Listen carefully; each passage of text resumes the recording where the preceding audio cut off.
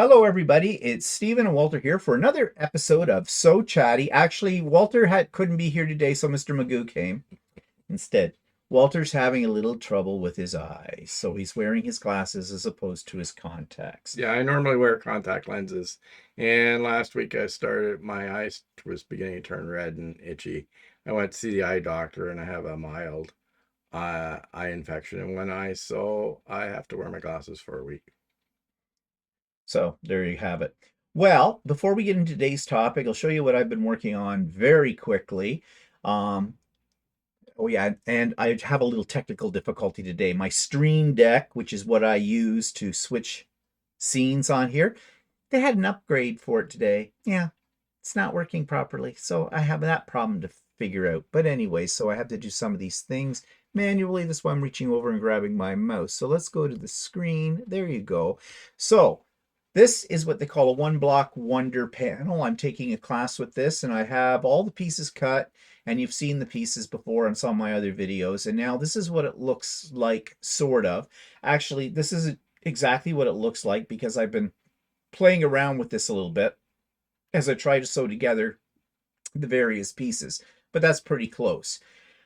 So I have to do a little bit of applique as well on pieces here on the edges of the mermaid and the seahorse. Those come from the panel that didn't get cut up into all these other little pieces. But anyways, it's certainly an interesting process.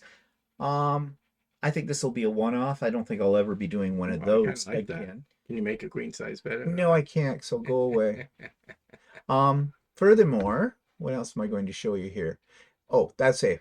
Okay, so that's the only thing I'm showing you that I've been working on right now. Walter hasn't got his shirts done. No, I know. What have you done? I don't I'm know. not sure. I I know. keep getting these projects though. Like I've got a light into Oh, you just got those an hour ago. and I Uh, need to still caulk my windows. yes, he still has to caulk his windows. There's a joke in there somewhere. But whatever. Yes, we went out and we bought a few. We needed some new fire Smoke smoke detectors. detectors. That's it. Because are those our originals? No, the one down here is, I think, an original, It but is because it's gone the yellow. one upstairs is I replaced it a little while ago. No, so we have two of those to replace. And when I say we, Walter has. And you see that light right between us on the ceiling? Well, we bought a new light for there because I wanted something that I could focus one light on the quilts that are on that wall and then another light that would focus on my desk that's behind my shoulder over here because there's not a lot of light in that corner. And that particular light, of course, mind you, might help if I put a new light bulb in it because one of them is burnt out and has been for, 2, 3 years. I don't know, something like that. But anyway, so that's another project. They're all sitting on Walter's workbench for him to get around to putting them up some year. Enough said. Okay, so retreat update. Now there's been a bit of a slowdown on people signing up, which is usually to be expected. But in the last week, since I posted the information about that and opened up registration, I have current date, 62 people who say they're coming. But I still have room for up to about 90, maybe a little over 90. So if you're sitting around and procrastinating whether you're going to go or not going to go, don't make a decision. Sign up. Costs you nothing. It's free. So I'm hoping to have more than those people there because I know what's going to happen. People with the best intentions have already signed up for it, but there will be some. I would anticipate 10% of the total number of people that sign up for it will drop out, probably at the last minute for a variety of reasons. Life happens, kind of a thing. So there is still room. Don't leave it to the last minute. You'll make my life a little easier if you don't leave it to the last minute, if you know that you're going to come for sure. And yeah, because on the day of, I will not be admitting anybody at that. It will only be people who are registered for it, and it's free. Okay. All right. Craft and Chat is coming up next Wednesday. Do that the first Wednesday of every month. So the first Wednesday of the month is October the 5th. That will start at 1 p.m. Eastern Standard Time. If you're on the mailing list, you already got notice of it. And if you aren't on the mailing list, you can still get the Zoom link because it'll be in the show notes of this today and in all my show notes for all the videos that I put up in the past week as well. So it is there. And I did my first Sew and Craft with Me Zoom. That's where I have a permanent well, a non-expiring Zoom link. And if I'm available, if I'm just sitting here sewing away and I want some company, I will turn that on. And if you're in the same mode as I am for that kind of thing, then you want company, just check out the link, click on it, and see if I'm there. I will let you in within a minute. If I don't let you in within a minute, it means I'm not online.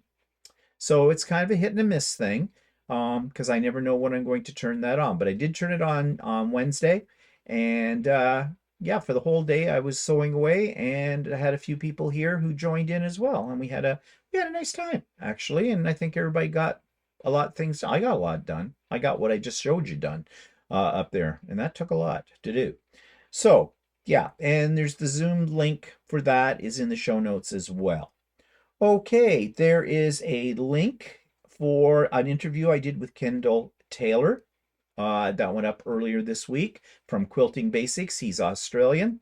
You may know of him because he is around. He has a channel as well. But if you want to get to know him a little better, check out the interview if you haven't already. And there is a video I put up called Confessions of a Ruler Slut. Well, I'll leave that up to your imagination, but there's a link for that as well if you have not yet seen that. Okay, today we're going to talk about the ergonomics of quilting. And I think everybody knows what ergonomics means. It means making yourself comfortable and no strain on your body. And as quilters and sewers, there's always a lot of strain on your body. Do you find that you're sore after sewing? Uh, yeah, if I'm sewing for a long time. And what do you put that down to? My posture. Could be, yes. Posture. What are you sitting on for a chair? Yeah, well, last time I was a little sore was I went to that sewing Yeah, day in at the club in yeah. Oshawa, and I had forgotten to take my pillow for my chair, Oh. and so their chairs are like the metal Hmm. type chairs, folding chairs. And by the end of the day, my back was beginning to bother me. Yeah. Well, ergonomics, if you have your studio set up properly according to the ergonomic method, you should alleviate any of those kind of pains and stresses that you get on your body because, you know, even if you're just doing ordinary sewing, if you're not, like Walter's saying, he forgot his pillow, so his posture wasn't very good. I find when I go to Ultimate Sewing for sewing classes, the chairs they have in there suck. They used to be chairs that had, like an office chair like I'm sitting on now that have the hydraulics in them to lift them, but they've been used so many times that the hydraulics don't work anymore. So you're sitting there, you're sewing like this, your hands right up there, and your arm should not Yeah, be well, up there. that's the problem I had at that thing too, because the chairs are a certain level and the tables they were Yeah. using were a certain level. I couldn't adjust that. And if it'd been back before I started quilting and everything like that, and someone had told me that, I'd go, yeah, really, doesn't matter.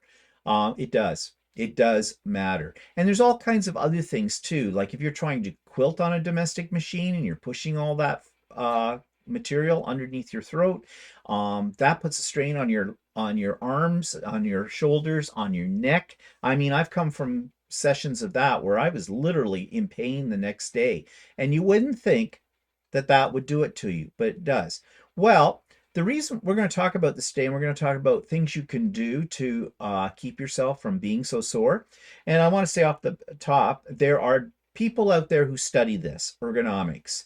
And there's lots of YouTube videos, and there's lots of books, and lots of written blogs and things about that on the internet that will help you with all of this. We're not any experts, but the information that I'm going to give you today is the information that really comes from my own personal experience, plus the things I have read or seen on YouTube as well. Well, Yeah, part of that was I've been sort of known about this quite a bit, long time because I used to have an office job where I sat all day long at a desk and used a keyboard, and keep talking. and ah and Put you down on my level. uh I always had to have my we had really good office chairs and everything like that, but I always had to have my office chair adjusted at a certain height. Otherwise, I would get a sore back or something like that at work. I sitting all day long. Yeah.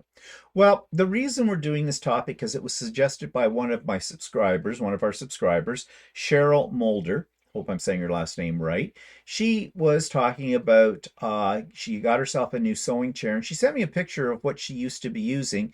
And I'll put this up on the screen for you to see, because this is probably what many of us have that we are using as our sewing chair.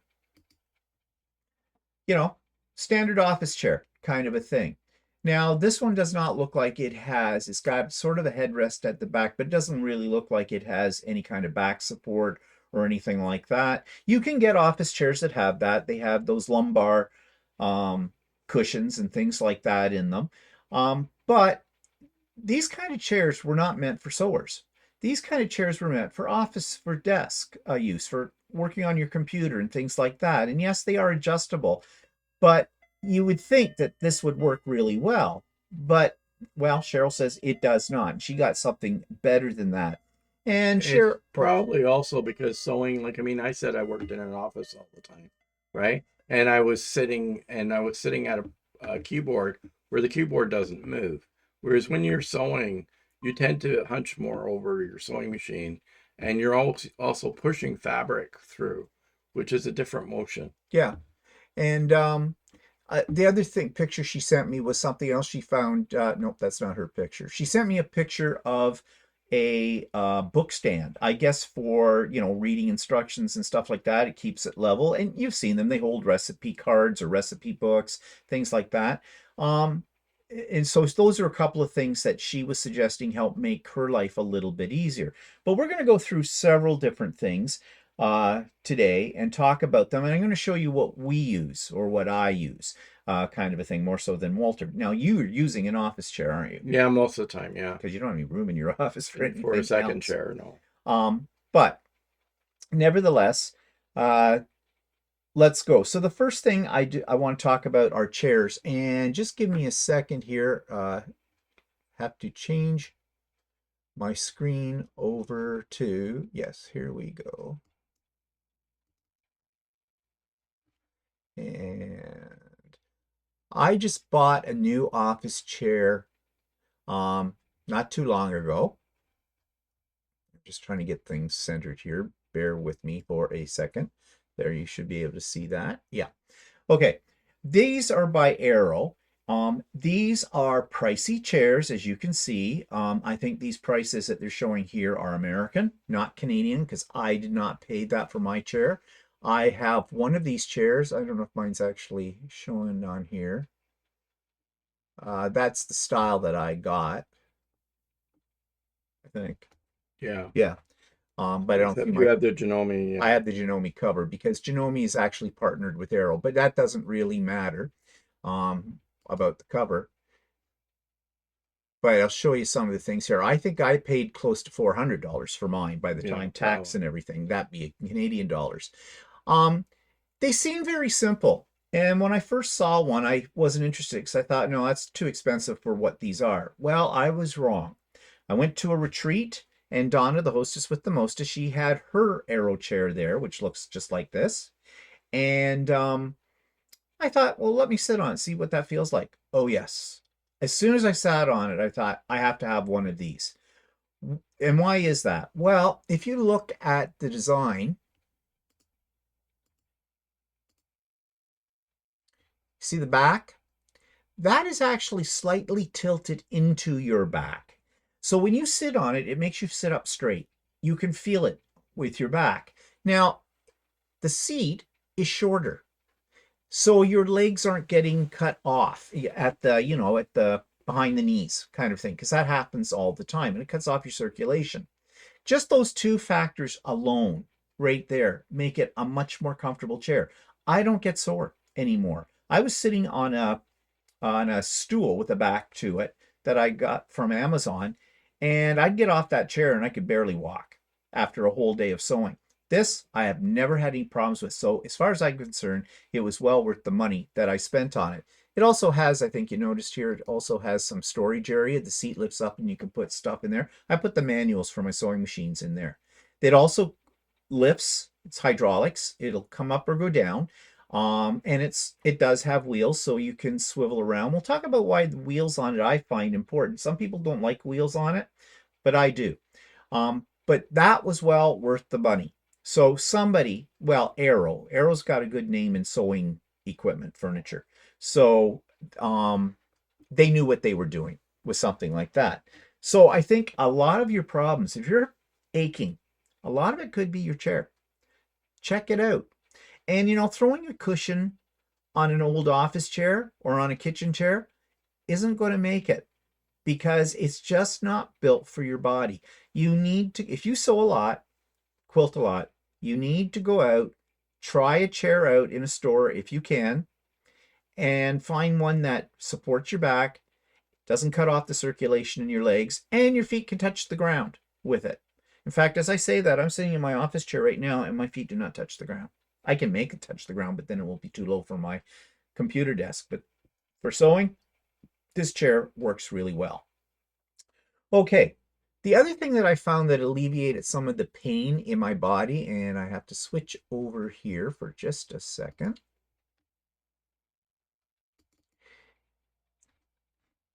Okay, let's get things up to where they're supposed to go. And here we are. My foot pedal. Now, this looks kind of strange. Most foot pedals are wide and they have a certain amount of tilt to them, because they need to have a tilt to them so that, you can press it up and down. But I'm short.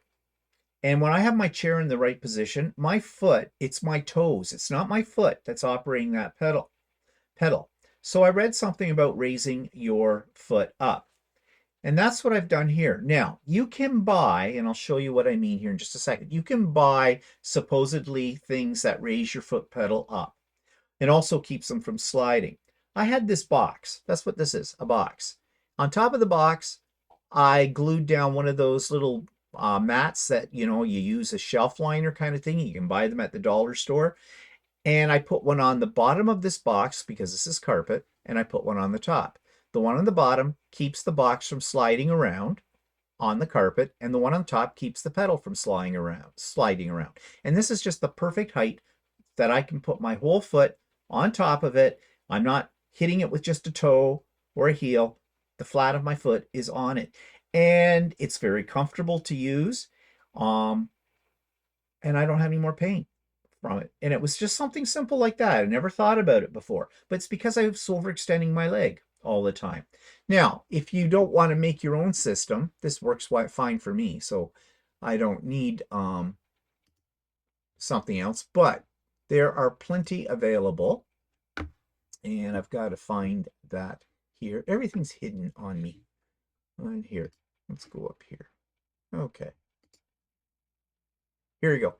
Tons of them on Amazon, all kinds. Now, not all of them are raised. Some are, some aren't, that you can buy. These ones aren't raised up. They've got a no-slip surface.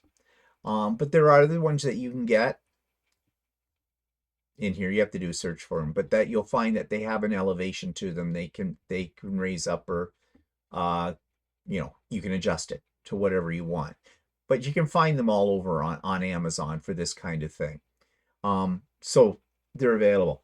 So your chair, your pedal, if you got those two things in a ergonomically correct position for your body, I think 9 out of 10 of your body aches are going to go away from that. Now, the other thing, Cheryl talked about a book stand, and of course I did a search on Amazon, and of course there's tons of them. So, why is a book stand important? Well, if you're reading your pattern instructions and you've got them on your cutting area, in your cutting area, you're probably looking down at them. So your neck is bent down. You're hovering over it all the time. If you can get a decent book stand that you put your pattern on and it can raise, and you see some of these are adjustable. Like this one goes up and down, so you can get it up to where your eyes are. It's more in line with your eyes. There's all kinds of different ones. This one would be ideal if you've got the space for it, because look at the adjustment area. You could have it right there in front of your eyes, so you're not having to look down. You can look at it straight ahead. Again, that's a simple motion. You wouldn't think much of it, but think about how many times you keep referring to your pattern as you're cutting. your fabric or whatever. So I think a book stand is a really good idea. Now, having said that, do I use one? No. Do I have one? Yes. I made one on my 3D printer. I sometimes will use it. I don't use it as much as I probably should. But again, if that's something that's causing you some pain, then get yourself a book stand. And they're not all that much money. I mean, some of these are a little bit more elaborate than others, but so when you're looking at your instructions and things, how are you looking at them? Well, it depends on what I'm making. Like if I'm making shirts, half the time I don't have to look at the instructions because I've done them so many Because times. you're just that good. Yeah. And And no, I just need to refer back to them for a few seconds. A lot of times they're in booklet format, so I can just well, you know, quickly something else look. I was thinking, especially in your case, do you ever go searching for your instructions? Can't find them on your desk, on your sewing I table? usually keep them with my pattern. Yeah, I know, but I mean, when you got it all out and you're looking at it and you're cutting fabric and you're sewing, do you ever get it lost in your... Not Oh, really. you do. I do not. Look, Jimmy Hoffa's body's in that room somewhere. Everything gets lost in there. Because I was going to say, if you have something like a book stand and you have the habit of putting your pattern or whatever onto that, you won't lose it Yeah, I in know. amongst all your scraps. Yeah, but I have to have a spot to put the book stand Well, I in. didn't just mean you, although it would be very handy for you. I mean everybody, because when we get in the throes of cutting stuff, we have stuff all over our cutting table and everything. And then you go, oh, crap. Like think about when you're looking for your scissors. They're here somewhere. They're under the Yeah, pile yeah. or whatever. Well, your patterns do that too. I've done it because I've got tons of fabric and scraps all over the place because I've been cutting like a fiend and I can't find my instructions. So I'm pulling through stuff. And then if I had it though sitting on one of these, it wouldn't be so easy for it to be hidden under a pile of cut fabric, is what I'm saying, which is a dual purpose. Good for your neck, good for your eyes, and good that you won't lose it and spend all your time searching for something in there, because we've all done that. Okay, now quilting is the big thing. When you're trying to quilt a quilt on a domestic machine, that's the thing that hurts the most. And think about what you're doing. You're pushing heavy fabric, because a quilt is heavy, through a throat on your machine. You're doing this. It doesn't matter if you've got gloves on or not for it, but you're manipulating all of that fabric all over the place. And your shoulders are going to hurt, and your neck is going to hurt by the time you're done all of that. Even with a good chair, because they tell you what we should be doing is we should be comfortably positioned in front of our quilt. Our hands should be on either side of the needle, close like this, fingers spread, should be able to grip the quilt with like gloves, like quilter's gloves or whatever, and then you gentle motion around on it. There's even things to make your quilt slide better. There's super sliders and things like that, which are Teflon sheets that fit over top of your sewing table, and it's supposed to allow, you know, the quilt to flow back and forth. Yeah, it doesn't. Okay. We still are forcing it, and we get ourselves in really weird positions. At least I always did. Like I'm trying to quilt something up here, and so I'm kind of, oh, let's see. Well, I'm like that, and that hurts. That hurts. So, what can you do to make your life easier for that? Well, one of Buy a the long arm. yeah, buy a long arm is probably the best way to do it. But for those of you that don't have a long arm, and I didn't always have a long arm, as you know, so extension tables. Let's talk about extension tables for just a minute here. Okay, lots of them. Now, you may have one already for your sewing machine because many sewing machines come with an extension table. And they're great because they help to raise up some of the bulk of your quilt to the left side of you, away from the needle, because that's where the bulk of your quilt's going to be. But they're never big enough, I find. They're Your quilt will still spill over the edge of it. And what's beyond the extension table?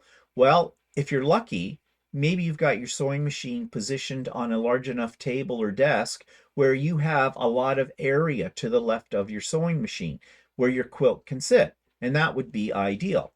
But most people don't have that. I don't have that in my setup. I have a drop down to the floor over the edge of my extension table. So here's my version of of my extension table. Let me find. I have a little movie to show you what I did. What I created was, and it just happened by chance. My table is located near my other counter in my room, and under it I have shelves, or not shelves, but drawers.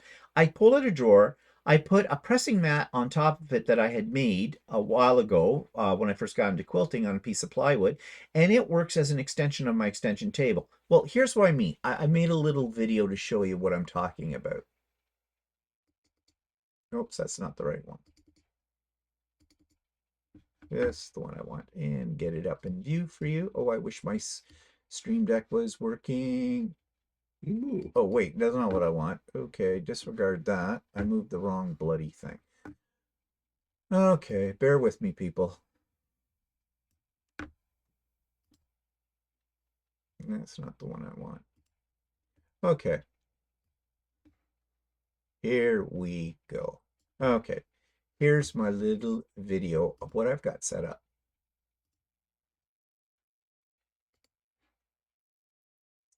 So I thought I'd show you how I extend my sewing table. And this is great for most of my sewing, but if I want to put, say, a binding on a quilt, or if I want to do some domestic machine quilting, this isn't enough because there's too much of a drop down here. So I have a solution to this that works very well for me, and I'm still refining the solution. Over here on my sewing, or not my sewing, but my pressing area, underneath my pressing mat, I have got a couple of these big boards. These originally, when I first started quilting, I made to iron on. But now I use them underneath my large wool pressing mat because when you use steam, it goes right through the mat, and this protects my table underneath this. But this serves a dual purpose. When I need to extend my sewing table, what I do is I pull this out and I open up a drawer. It's right here in the side. I know that my printer's kind of in the way, but it's right here. And this just fits right on top of the drawer and underneath the lip of my counter, and I can adjust it out to whatever size I want. And this decreases the drop from here, from my extension table, but takes the weight off the quilt when it's out this way. I use this a lot when I do binding, especially. What I would like ideally though is to figure out a way where I could raise this up so it's level with the edge of my extension table, and possibly put something on it that's, well, no, I'm not going to use anything slippery. I thought of putting something slippery on the top of this, but what I found in was that my quilt slid all over the place, and it was falling off, and that was contributing to the weight problem. So this is a canvas that's on here, and it keeps the quilt from sliding, but it's still not holding it down, if you get what I mean by that. So this is what I use right now, but I am still developing a better method. I guess what I could do is you could make something that would sit on top of this, come out here and be more level, probably run over to this counter edge that you can't really see very well here in the video, and that would make it even. Got to work on that. I'll get Walter working on that. He loves those kind of things.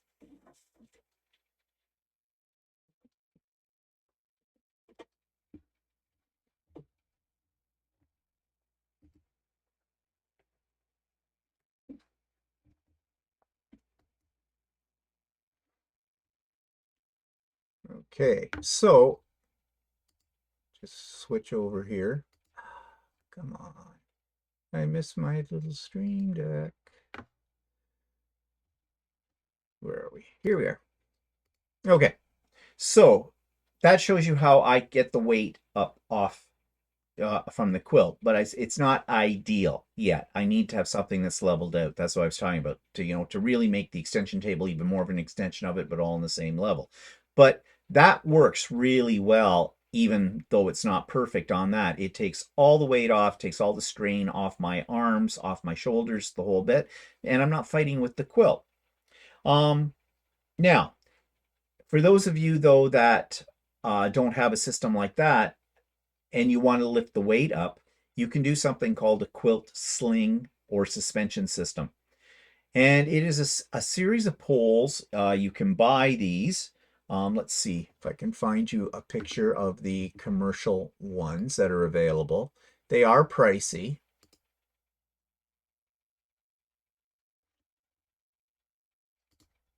And we'll just go here. So this is what I'm talking about. They are a system that are on poles that have a certain amount of spring to them, and they hook around. Now there's different models. This particular one by So Steady, which is a company that has a very good reputation for making things for sewing.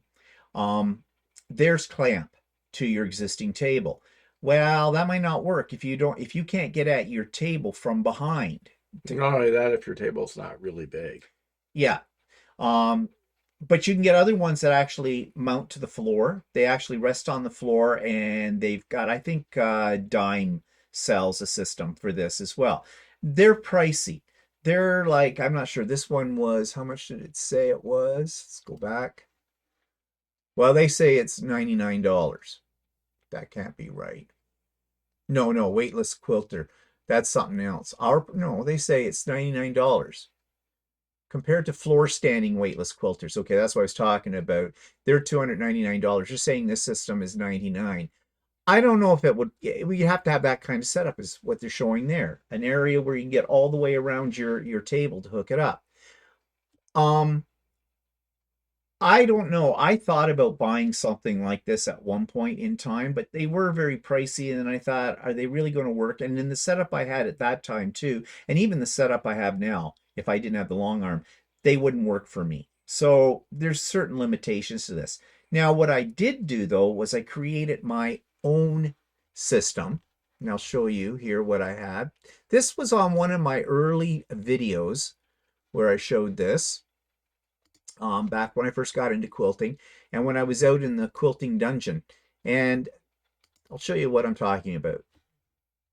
And let's go up here. And so you can see what I did was I hooked up bungee cords to the ceiling. The ceiling was unfinished, so it was open beams there, and put these clamps on the bungee cords and used it. And this little video will show you. Okay, this strange looking mess that is here is what I call my quilt sling. The problem when you're doing free motion quilting on a domestic machine is that you really need a lot of space in front of your machine and off to the side of your machine to support the weight of the quilt. And I just don't have the room for that. And I find that I was struggling. So I looked online for ideas about suspending quilts. And there are several different methods, but the simplest one I came across was just hanging bungee cords with clamps on them from the rafters. So you can see up here, I have the bungee cords attached to the rafters, and there's a clamp on each one. And they're just a cheap plastic clamp, but they hold the quilt up. So what's happening here on three sides, I have the quilt suspended, which means that on the bed of the machine, things now float very easily. Before, if the quilt had been sitting down in front or off to the side over here, you'd be dragging the quilt. And it was, one, hard on your arms. Two, also not very good when it came to, keeping your tension consistent and that kind of thing. Okay, so that's the end of that. And where has OBS gone? Okay, come back to me. Okay. Okay, so you can see how that worked. But I mean, if you've got a finished ceiling, you may not be wanting to put things screwed into your ceiling for that kind of system. I mean, it's a cheap one to do. The bungee cords cost next to nothing. The clamps cost nothing. I think I even got them at the dollar store or something like that. And it worked. It did work. Yes, you have to get up every now and then and you have to adjust where the clamps are and things like that. But the whole point was it lifts the weight of your quilt off your sewing machine. So you're not having to push the whole quilt. You're only shoving one section of it, which is much easier on your body with that. Um, Now, another type of device, we all have problems with our cutting, don't we? And cutting hurts. Let's face it, cutting really does hurt. Part of that problem is the height of our cutting tables. They may not be in a good position.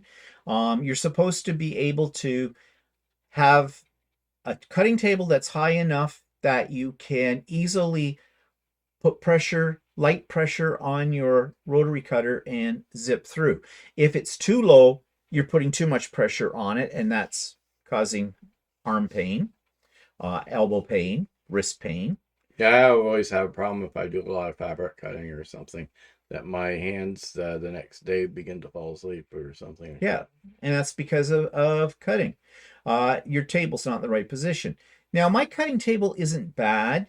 It could be a little higher for me because sometimes if I've been doing a lot of cutting, it'll get me right up in here in the shoulder, my arm that I'm cutting with. Also, make sure you have a sharp rotary blade too. That's important because if your blade isn't sharp, Yeah, actually, a more lot of pressure. people don't realize that they think about changing needles on their Yeah, sewing machine, but then they forget that they should really change the rotary blade. Even the group that I did the sewing with, I said, "Well, when's the last time you changed the rotary blade?" And they said, "Oh, I haven't should I do changed it." that? Yeah. And a lot of times with garments and stuff, you're cutting through more layers of fabric sometimes, or thicker types of fabric, and it makes a big difference when you've got a sharp rotary cutter. Yeah, it does. It does. I mean, as soon as treat yourself, change your rotary blade. Now, you're going to say rotary blades are expensive. Yes, they are if you buy Olfa. Okay. Yes, Olfa blades are great, but you want to know something? I've had good luck with cheaper blades that I can buy in sort of bulk, like 5 or 10 blades, for almost little more than the cost of one original Olfa blade. And yeah, they probably wear out a little faster than Olfa, but that's okay. You're more tempted to change them on a little bit more regular basis. If it's an Olfa blade, you're going, oh, but I don't want to spend $25 for one blade or $30, whatever. They're quite pricey.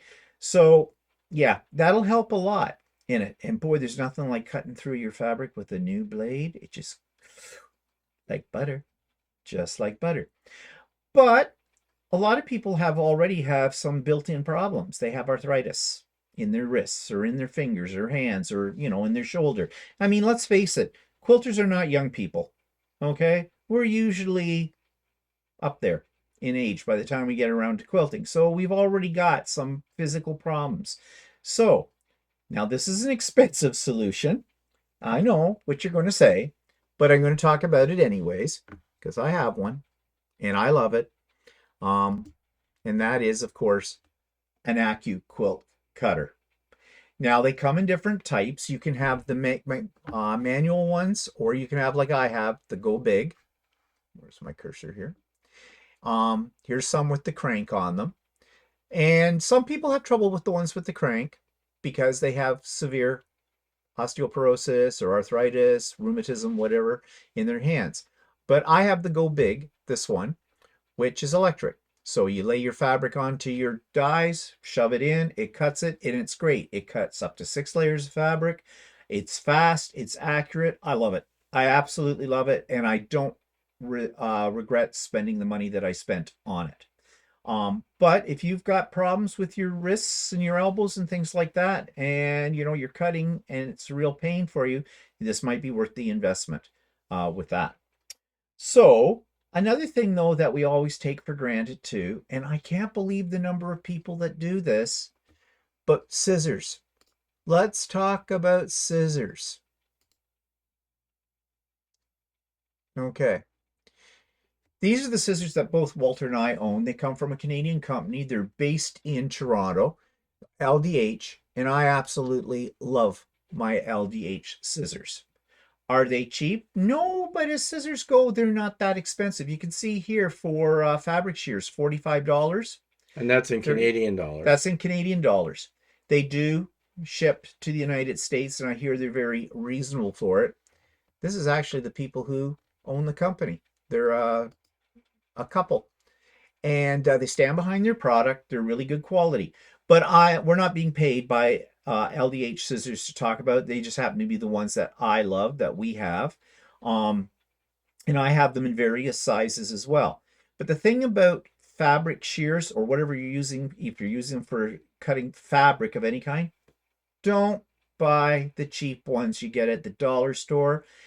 I would almost say stay away from Fiskars. Now, there'll be a few of you out there that will debate with me and say you love your Fisker scissors and the whole bit. And yes, Fisker scissors are good, but they're not as good as these. Yeah, Okay. you really notice the difference when you've got a really good pair of scissors. Yeah. And again, it's the same thing with, Or even any kind of scissors that's dedicated for fabric. But if you have a really excellent set of scissors like the LDHs, they really make a difference when you're cutting fabric. and it's like your rotary cutter. Your blades, keep your blades sharp. Now, we've all been told don't use your fabric scissors to cut paper. I've done it. Don't. And I used my LDH scissors for it. And guess what? I didn't cut that much paper, but I needed scissors to cut a few things. And I just grabbed those. Yep. Dulled them real quick. I have a couple of cheap dollar store scissors upstairs that I just use for paper. Yeah. And I now have hanging next to my LDH scissors another pair of scissors that are meant just for anything that's non-fabric as well. But I learned the hard way. I knew. That's why I call myself the Idiot Quilter. I knew I shouldn't do it, but I did it. And I couldn't believe how those can affect your scissors. And it doesn't matter whether you use a cheap scissors or really expensive scissors. Don't cut anything but fabric with them. I took them, I got them professionally sharpened. They're fine. Now, and that's the other thing about buying a decent pair of scissors. Not all scissors can be sharpened, and you've got to take them to a professional. Don't buy one of those bloody scissor sharpener, knife sharpening combination things. They do not work. In fact, if anything, they will wreck your scissors, especially a pair of good scissors. And yeah, there's hacks. People say, oh, take layers of tinfoil and cut through them. I've tried it. Doesn't work at all. That's an old wives' tale or whatever. No, you have to take them to somebody who knows what they're doing. And the reason is there's a certain angle they need to be sharpened at. And if you want to see what that's about, if you go on to the LDH site, they have a whole video talking about proper way to sharpen scissors. And they have a service. If you buy a pair of scissors from them, you can ship them back to them. They will sharpen them for free and send them back to you. I didn't do that because I didn't want to wait for it to go through the mail system, even though they're just in Toronto, so they're not that far from us. I found someone that Shirley at Ultimate Sewing recommended, where she gets her scissors sharpened. And I went to him, and he did a good job. He knew what he was doing with them, and it didn't cost me much. It cost me less than $10 to have my scissors sharpened. So it's worth it. But buy decent scissors. They don't have to be LDHs. Just buy decent fabric shears with it. Okay, so all of that and a good pair of scissors, sharp scissors, again, take the stress off your body. Oh, make sure that you can handle the grip. I mean, if the grips are too, like, you need to go into a store in this case. If you've got a very small hand or very large hand, you want to make sure they fit comfortably in your hand. And again, some people have problems with arthritis in their fingers, so they might be better off with those ones that have a spring in them, where instead of going like this action, they cut when they're easier to when you squeeze them, they spring back. Yeah, they spring back. You're not going up and down like that all the time. And some people swear by those. Personally, I had a pair of those. I could never get used to using them. Yeah, I don't really like them. I prefer just a regular pair of scissors. But they're really meant for people that have some real like arthritis problems in their hands for it, and cushioned handles. But yeah, you wouldn't just buy a sewing machine at Walmart.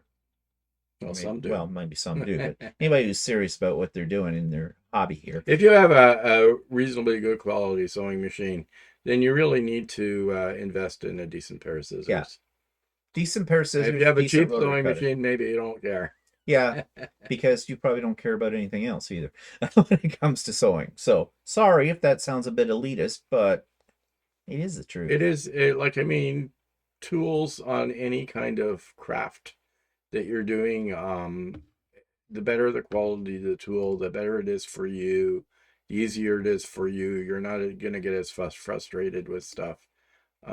So if sometimes spending a few dollars more is really worth it for a good quality pair of scissors. Yeah, it's worth it in the long run with it. I mean, when I used to do stained glass, I had to have a really good glass cutter Mm, to cut. And if you could get a cheap glass cutter, but all you would do is get frustrated with it. You, if you paid a few dollars more and got a really good quality glass cutter, then and the glass would yeah, cut much better. it's worth it. It's worth it. Another thing that you might not have considered before is what your feet are on. Um, if you're like this base where I am, a basement, it's carpet with probably an underlay. I don't know if there's a subfloor or what. Maybe. No, there's no subfloor. Sorry. So it's concrete under here because it's the basement, basically. And if you're standing along for long periods of time on something like that, it's going to aggravate your legs. If you have a cold area, the floor is cold and hard, it's going to go up through your feet and things like that, and you're really going to feel it. So you may want to invest in a cushioning system. And there's lots of those available. And here's just a few. I think most people have seen these ones that you put together like a jigsaw puzzle kind of a deal. They have other ones. They can be pricey. Depends on the size you get, how thick it is or whatnot. But they do make a difference. And out where Lucy is, the long arm, I don't really have a cushioned floor there. It's the bare concrete where Lucy is. There isn't any carpeting on it, so I did get a piece of carpeting, and that works fine for me. Though someday I might want to invest in like one of these kind of mats or something as well, because a little bit cushier would be nice with it. But it just takes a strain off your legs, it takes strain off your lower back as well. So it's something to consider as well if you're going to be on your feet a lot. Now, the last thing is sewing room design. Just let me switch over to an article here about this. If it picks it up. Here we go. Okay. This talks about a lot of things we've already talked about. Posture. They have a picture here. Oh, we have all kinds of ads coming up on this as well. We don't need those. Like, for example, this is a bit extreme, but actually, isn't that what a lot of us do? We are squished into a little space for our sewing machine, and we're all bent over with stuff piled on ourselves and on our body trying to do our work. That is not good. Notice this woman's feet are off the floor because that whatever looks like a piano bench or some kind of stool Mm-hmm. she's sitting on, she can't, obviously her feet don't touch the floor flat. And see this is what I'm talking about. This seat is cutting right into the back of her legs, and that cuts off the circulation into your legs. Look at her back position, her arms, everything. She is bent over. That girl, after an hour of doing just that alone, I'm sure she's very, very sore. Well, she's got youth on her side, I suppose. Now, here you go. This particular article shows you, and there's lots and tons of these, and there's YouTube videos as well about all the proper posture. And I didn't really believe this until, okay, why did you go down there? Until I actually started getting all these aches and pains and stuff. Uh, Position of the feet, the pedal, where the leg should be. Notice the chair is not cutting into the backs of the legs. The back is got a straight back that's supporting the back. Her arms are at a right degree angle to her sewing machine. You can get things that will tilt your sewing machine as well.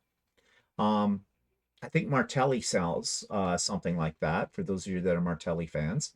But there's other ones out there, and they tilt your machine up a little bit towards you, and that's supposed to be good for you too. With that, I've not gone to that extreme because I'm not sure how that would work when you have an extension table on it. Suppose you can extend the leg levelers out a little bit, Mm. but I don't know. They talk here as well about lighting. Lighting is extremely important. That's our front door. Um, should we check that? Maybe we're just going to take a pause for just a second. So, sorry about that, but we had to check the doorbell to see what was there. We were expecting a delivery. When aren't we? A day without Amazon. It's a day without sunshine. Anyways, this article also talks about lighting. Lighting is important. I don't think you can ever have too much lighting. In my studio, I have lights everywhere in here. Um, and I have a good lighting system on my sewing machine because the M7, the Janome M7 came with a really good lighting system on it.